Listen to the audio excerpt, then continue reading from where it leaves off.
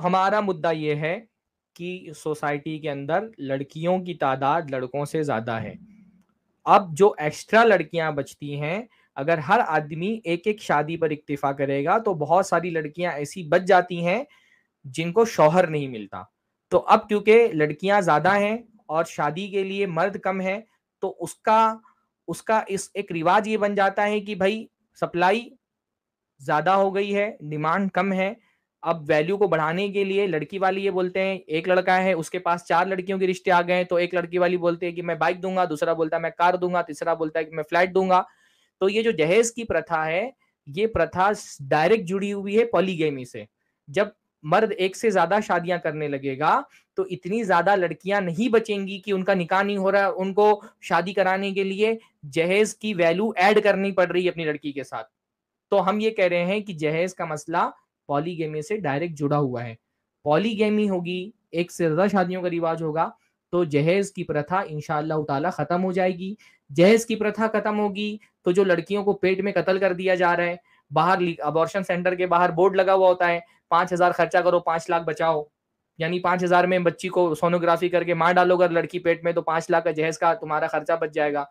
वो लड़कियों को पेट में कत्ल करने का जो एक रिवाज बना है वो खत्म होगा। तो हम कह रहे हैं कि पॉलीगेमी के सोसाइटी को बहुत सारे फायदे हैं, और उन फायदों की वजह से हम कह रहे सरफराज हैं साहब कि एक अगर दूसरे की तुम्हारी बात बीवी रखते को रखते मैं गिना जवाब गुजर भी दे रहा पाऊँ है तो आपको। तुम उसको कहो अगर कि आप इतनी बर्दाश्त कर सारी लो बात भाई, इतने सारे रखेंगे, फायदे हैं, तो थोड़ा सा सब्र कर लो तुम, इतने सारे फायदों के भाई लिए। अगर आप इतनी सारी बात रखेंगे मैं जवाब कैसे दूंगा? एक एक छोटी छोटी हाँ बात रखते इतनी हैं, सारी चलिए मैं बात तो आपका हम जवाब शुरू भी से ही देता हूँ। रखते हुए आए हैं ना। मैं अगर खामोश हो जाता हूँ, म्यूट लगा देता हूँ, तो इसका मतलब ये नहीं कि आप मेरे वक्त का ख्याल ना रखें। थोड़ा सा तो आप थोड़ा सा इंसानियत दिखाएं कि आप मुख्तसर बात रखें, ताकि मैं उस पर जवाब भी दे सकूं। अभी आपने जो बड़ी अच्छी बात की, मैं तो उसको अच्छी कहूंगा क्योंकि आपके मुंह से अच्छी लगी मुझे। आपने ये कहा अरे है भाई कि कोई डिस्कशन का एक टाइम फिक्स 10 मिनट और वो जी, कर मेरे लीजिए। ख्याल से ऐसा करते हैं अभी। मेरी ट्रेन ऑलरेडी छूट चुकी है, 12:30 की ट्रेन थी मेरी। जी जी, तो चले क्या मैं करें लास्ट बात करके लास्ट? निकलता हूँ। दस लास्ट बात मिनट हाँ करके रखिए, निकलता 10 हूँ, मिनट 5 में बजे बात खत्म करते हैं। नहीं, 10 मिनट भी नहीं चाहिए मुझे, 2 ही मिनट चाहिए, उसके बाद आप डिस्कशन ओवर कर सकते हैं, कोई मसला नहीं है। आपने जो भी ये बात कही है सरफराज फैजी साहब मोहतरम मेरे, कि डॉरी होने की वजह से जो है वो बहुत सारी बच्चियों के निकाह नहीं हो रहे हैं, पॉलीगमी इसका एक रास्ता है। ये मैं ये कह रहा हूँ आपको, पॉलीगमी को आप पूरी दुनिया के ऊपर लागू नाफिज नहीं कर सकते, क्योंकि बाकी जो मजाहिब हैं, बाकी जो धर्म है, उनके जो बिलीफ हैं, उसके अकॉर्डिंग पॉलीगमी जो है वो अलाउ नहीं है। ना तो कॉन्स्टिट्यूशन में अलाउ है दूसरे मजाहिब वालों के लिए, और ना ही उनके अपने स्क्रिप्चर में। तो इस वजह से आप उसको इम्प्लीमेंट नहीं कर सकते हैं। अगर आप इसको इम्प्लीमेंट कर सकते हैं तो सिर्फ आप इस्लामियों पर इम्प्लीमेंट कर सकते हैं। और जैसा कि जैद साहब ने खुद ये बात कबूल की है कि यहाँ पर तादाद जो है वो कसीर तादाद नहीं है मुसलमानों की हिंदुस्तान के अंदर, तो अगर आप इसको सिर्फ मुसलमानों में इम्प्लीमेंट भी करते हैं तो भी ये रेशो जो है वो खत्म नहीं होगा, जिस पर आपको एतराज है। क्योंकि ये रेशो तब खत्म होगा जब पूरा हिंदुस्तान इसको फॉलो करे आपके मुताबिक। तो यहाँ पर मेरे भाई, अगर वो पूरा हिंदुस्तान इसको इम्प्लाई नहीं कर रहा है अपने ऊपर और फॉलो नहीं कर रहा है, तो चाहकर भी आप सिर्फ मुसलमान इसको इम्प्लाई करके नहीं खत्म कर सकते। तो ये सॉल्यूशन नहीं है। इस कंडीशन में या तो आप ये कहें कि अब हम इसको पूरे हिंदुस्तान और पूरी दुनिया में इंप्लीमेंट करना चाहते हैं ताकि ये चीज खत्म हो, तो आपकी बात मुझे वाजिब लगेगी कि आप करना चाहते हैं और कर सकते हैं, तो फिर एक अलग बात है। और अगर नहीं कर सकते और नहीं करना चाहते, सिर्फ मुसलमानों पर ही आप इसको अप्लाई रखना चाहते हैं शरिया के मुताबिक, तो मेरे भाई ये सॉल्यूशन नहीं है उस चीज का जो आप बता रहे हैं।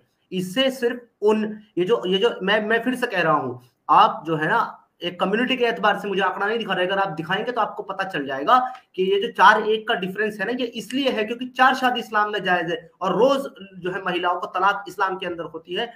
हिंदुइज्म की जो तलाक है ना, डाइवोर्स है, उसका कंपैरिजन करके देख लें आप मुस्लिम के मुताबिक उनकी जनसंख्या पॉपुलेशन के अकॉर्डिंग, यानी कि 30 करोड़ आप हिंदुओं को लें और 30 ही करोड़ आप मुसलमानों को लें, और उनके अंदर कितने % डाइवोर्स के केस आ रहे हैं वो आप उसको कंपेयर करके देख लीजिएगा, आपको समझ में आ जाएगा कि मसला कहाँ है।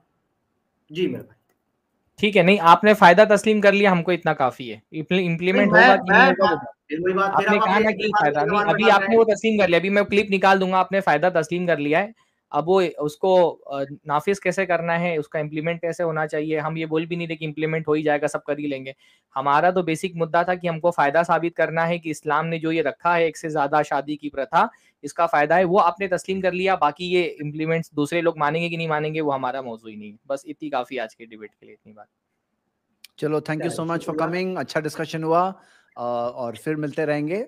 हाँ, थैंक यू सो मच। जी जी, मैं बहुत बहुत शुक्रगुजार हूँ जी आपका जैद पटेल साहब।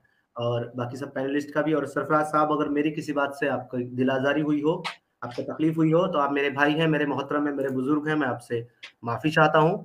और अगर पैनलिस्ट में से किसी को भी तकलीफ हुई हो या सुनने वालों को किसी को ठीक मेरी है भाई, बात से बुजुर्ग नहीं हूँ, बाकी सारी चीजें ठीक है, मैं भी जी माफी चलें, चाहता हूँ कुछ बातों से। जो भी है, मैं आप लोगों से माजरत खाऊं अगर मेरी किसी बात से तकलीफ हुई हो। जी, लेकिन आप भी मैंने कोई चीज का बुरा मत मानिएगा जी, हम लोग एक अच्छा हेल्दी मैंने डिस्कशन इसी कर रहे नीयत थे। के साथ हाँ, ये thank you so much discussion ji. किया है जैद जी साहब, कि ट्रांसफर ऑफ नॉलेज होना चाहिए। जो मेरे ख्यालात हैं वो आप तक जाएं, और आपके जो ख्यालात हैं वो मुझ तक आए।